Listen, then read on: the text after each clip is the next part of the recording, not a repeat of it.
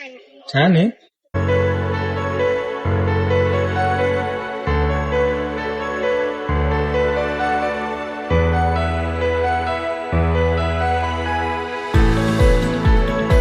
आज आम्ही चाललो आहोत एका स्पॉटला ज्या ठिकाणी आम्हाला इन्व्हाइट केलं गेलं होतं आणि नक्कीच आय थिंक खूप जण गेलेले पण असतील त्या स्पॉटला. बॉटल विसरलेलो आहोत आम्ही आता कुठे माहित नाही. आय थिंक गार्डन मध्ये विसरलोय का? गार्डन मध्ये नाही ते नाश्त्याची ठिकाण. काल तुला आणि गायत्रीला फर्स्ट टाइम इंस्टाग्राम वर या ठिकाणी अर्बन योग कडनं एक गिफ्ट भेटलं होतं आणि तिने आय थिंक ते प्रमोशनल व्हिडिओ पण काल इंस्टाग्रामला टाकला होता. थोडं प्रमोशनचा व्हिडिओ काढताना थोडी आपली फजिती होत होती, पण फायनली जे आउटपुट आलेलं आहे तुम्ही बघू शकता इंस्टाग्रामच्या चॅनलवर. ज्या प्रकारे गायत्रीने तिला आवाज दिलेला आहे, व्हॉइस ओव्हर केलेला आहे, 1 नंबर बनला तो व्हिडिओ. आणि गायत्रीची ऍक्टिंग तर ऑसमच आहे. ऍक्टिंग बिक्टिंग नाही जमत मला. आज आम्ही आलो होतो घोले रोडला, आणि घोले रोडला जर आपण बघितलं तर स्पेशल व्हेज साठी फेमस थाली नैवेद्य हॉटेल.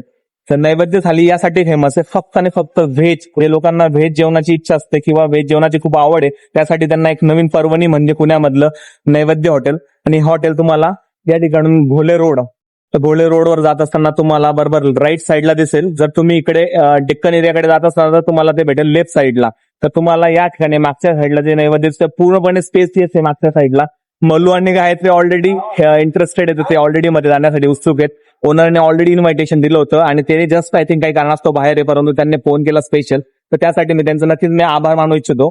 मला अजून एक गोष्ट या ठिकाणी ऍड करायची, ही टेस्ट आहे. तर ती टेस्ट आपण अनुभवणार आहोत आणि त्याच्यानंतर कसा त्याचा फीडबॅक असणार किंवा रिव्ह्यू असणार आहे तो नक्की मी व्हिडिओच्या शेवटी सांगणारच आहे. ही याची ऑलरेडी ब्रांच वाकडमध्ये आहेच, की त्यांचा एंट्री पॉईंट झाला. इकडे बेसिक पार्किंगसाठी पण तुम्हाला जागा भेटून जाईल. तसं आपण पुढे जातो. मल्हार ऑलरेडी तुम्हाला दिसेल खेळताना.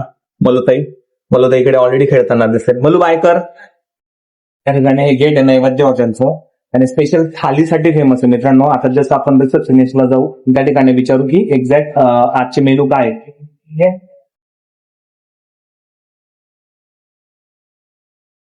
तर हे आहेत मच्छिंद्र दादा, आणि त्यांना आपण आज विचारणार आहोत जी नैवेद्य थाली या ठिकाणी जे मेनू आहेत ते सेम असतात पर डेला की बदलत असतात? एव्हरी डे चेंज होतात. ओके, म्हणजे जे म्हणतात की बाबा संडेला आलो तर मंडेला आल्यानंतर तेच जेवायचं असं होणार नाहीये. प्रत्येक वेळेस तुम्हाला नवीन नवीन मेनू या ठिकाणी टेस्ट करायला भेटणार आहे. तर तुम्ही मागचं जे एन्व्हायरमेंट आहे तेही बघू शकतात तुम्ही. हे गायत्री आणि मल्हार इकडे बसलेत. मल्हार खूप एन्जॉय करतो या सगळ्या एन्व्हायरमेंटचा. फायनली मी आणि गायत्री टेबलवर बसलेलो या ठिकाणी. मल्हार फुल हॅपी आहे. मल्हारचा वेगळा मोड ऑन चालू आहे मोबाईलवरला, गायत्री शूट मोडला आहे. आणि दोघी थाली बघू शकतात एमटी पूर्णपणे. आणि तुम्ही बघू शकता कशा लेवलचं त्यांना हायजीन मेंटेन केलेलं आहे. आणि सर्व्हिस आता तर समजेल आपल्याला कशा प्रकारे ते सर्व्हिस सर्व म्हणजे प्रोव्हाइड करतात.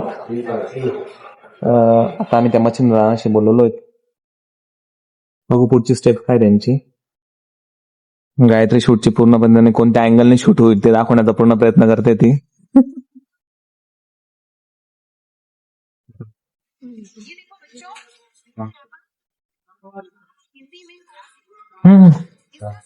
जाऊ तुला शूट राहू दे, त्यांना परत वाटला ना तुला ते करून घेशील तू.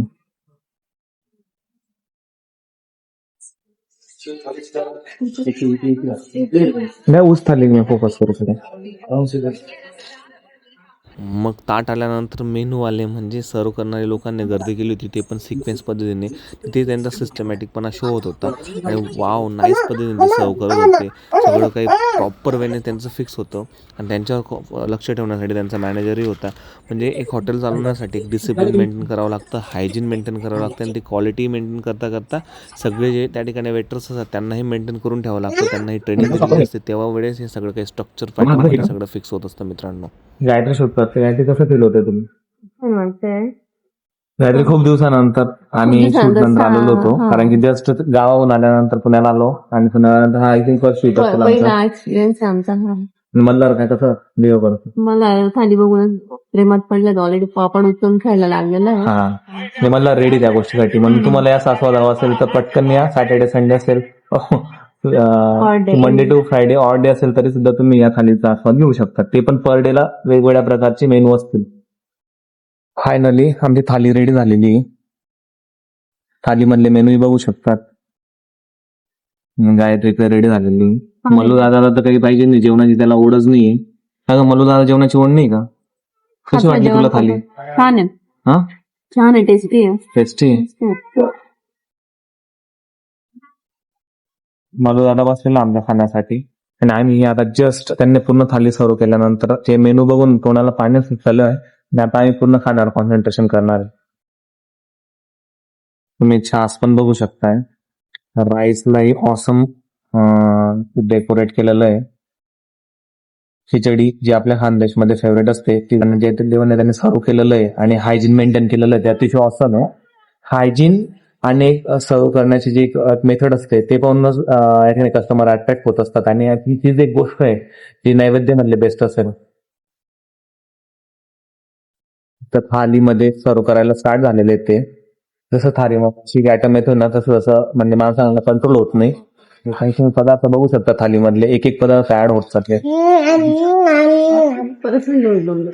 नाही मी लगेच जेवण काय ते बोलते परत ते थंड होऊन जाईल म्हणे. असं कसं पॉसिबल आहे? थंड तर होत देणार नाही ना यावेळेस, भूक एवढी लागलेली तर कसं पॉसिबल आहे? मल्लू काय पाहिजे तुला?